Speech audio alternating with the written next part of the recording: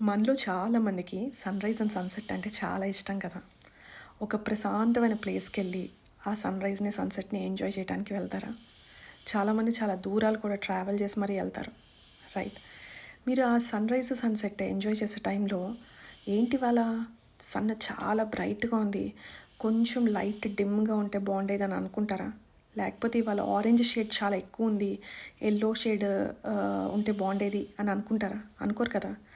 ఆ చేంజ్‌ని మీరు కోరుకోరు కదా!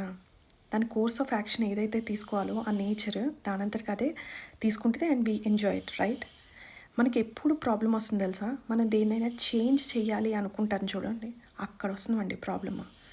ఇది ఇప్పుడు నేను సన్ గురించి చెప్తానని అనుకోకండి. నేను మనుషుల గురించే మాట్లాడుతున్నాను. ఒక మనిషి తత్వం ఎలా అయితే ఉంటదో అలా యాక్సెప్ట్ చేయడం నేర్చుకోండి. ఎక్కడ ప్రాబ్లమ్ వస్తుంది అంటే ఎప్పుడైతే ఆ మనిషిని మార్చుదాం అని అనుకుంటారో అక్కడొస్తది ప్రాబ్లమ్. సో, ఈ వీడియోస్ ఈ వీడియో కనుక మీకు నచ్చితే, మీ లైఫ్‌లో కనుక ఎవరైనా కంట్రోల్ ఫ్రీక్స్ ఉంటే కనుక ఈ వీడియోని షేర్ చేయండి.